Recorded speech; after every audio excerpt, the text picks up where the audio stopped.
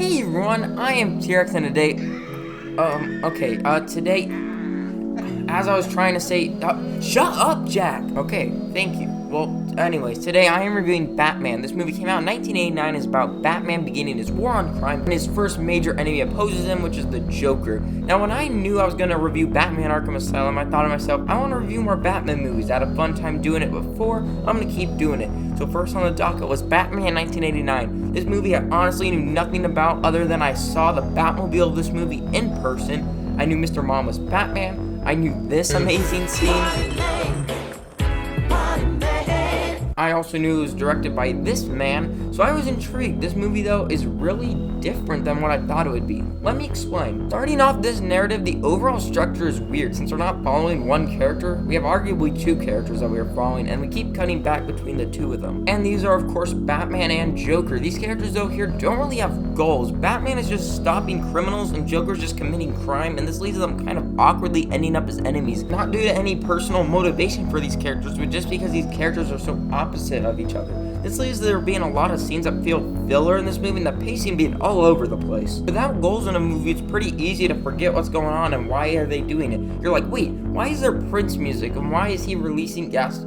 Tom, do you know? Does anyone know why there's Prince music? Wait, why is this scene happening? Why is Joker I like it, don't get me wrong, but I don't know why he's doing it. The pacing here is actually kind of bad as we go from a talking scene that does nothing to, holy crap, Batman, you had a car that entire time? Where did that come from? And then right back to the boring scene that will progress. Nothing to the story. This movie around the second act does really know where it wants to go and where it wants to have the story end up going, but it kind of feels like the first half of the movie, they just kind of had no clue where it was going, just kind of had the story going anywhere.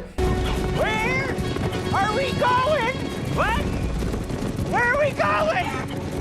It kind of felt like a kid who got lost at the grocery store and then finally realized where his mom was. Funny thing though is the ending is great. It does end on a very high note, but it is so weird and hilarious when you think about what led to this exact moment. Because if you line it up, most of the things here are just coincidence or kind of hilarious how things spiraled so desperately into this terrible situation. But in this narrative, the thing that really stands out here is Batman. When he is on screen being someone that is seen almost as a god from the criminal's point of view, I thought it was so cool, or he just feels like he just can't be killed. I love the idea of Batman being a symbol and striking fear into the hearts of criminals. His scenes when he's just on screen are great, and the action here, especially the Batmobile chase, I thought was honestly great. This also applies to the Joker, and Jack Nicholson, whenever he's on screen, just makes the scene about 10 times better, and this museum scene is too good. Words cannot describe this magnum opus of a scene. This leads to me talking about just how fun this movie is. I think whenever Batman and Joker are doing Batman and Joker things, this movie is at its best. When it scenes like this,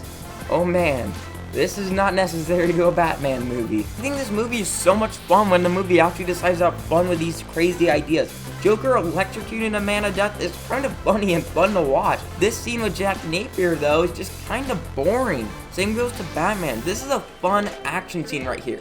This is not a fun action scene and a very boring talking scene.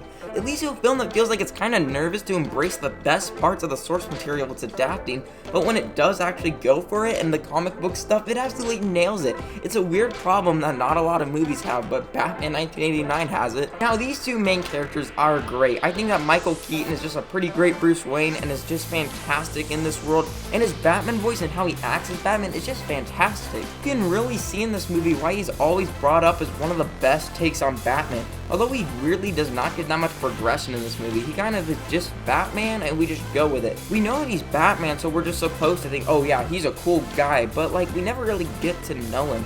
But the opposite problem applies to the Joker. Let me be clear, Jack Nicholson is good as this Joker. I think as Joker he is so campy and over the top, and that's kind of fun. I mean, when I was watching it, I tried to guess when mid-sentence he would laugh. That said though, we know way too much about this Joker. He is way more interesting when we know nothing about him, so having us learn literally everything that has happened in his life just kills the mystery. Another thing I wish they did is once he became the Joker, I wish he just kind of stayed like that instead of always trying to switch back to Jack Napier. So even with the criticisms I have, these two characters are great in this movie. Now, the other supporting characters, I just really can't say the same about. They're just so flat and unmemorable. Vicky Vale is fine, but her other news buddy, I don't remember at all. Alfred and Commissioner Gordon are just barely a factor and completely washed over, so when anything is happening not on screen with Batman or Joker, it feels like we are wasting time, which just goes back to the overall issues of the pacing. pacing. The world though here is just great. How this movie looks and the tone that it establishes here are just fantastic. I mean, Tim Burton really knows how to bring Gotham City to life, which can be a hard thing to do, leading to a really strong tone and ambiance that adds to the overall movie. Also, the score here by Danny Elfman is just outstanding. The music here is great, and usually I don't talk about scores or soundtracks, but here I just thought it was absolutely incredible, and I had to bring it up. Batman 1989 is weird, but it's a good kind of weird. With a great world, 2 great lead characters, and a fantastic soundtrack, it really gets to the core of this movie right, even though there's some pretty bad pacing at times, and a narrative that feels like it doesn't really know where it's going. On paper, this movie really shouldn't work, but I think that it does. So weirdly enough, I enjoy this movie a lot more than I thought I would, because I had a really good time with Batman. So with that, I'm going to say that Batman 1989 is good. What are your thoughts on Batman? Did you grow up with it, and do you have nostalgia for it? Let me know. If you know someone that loves this movie, why not share this video with them? Also, you can subscribe and you won't miss my future Batman reviews in the future. Tomorrow, I will be heading back to review the sequel to Pacific Rim and Pacific Rim Uprising. And when that video comes out, I'll see you then. Bye.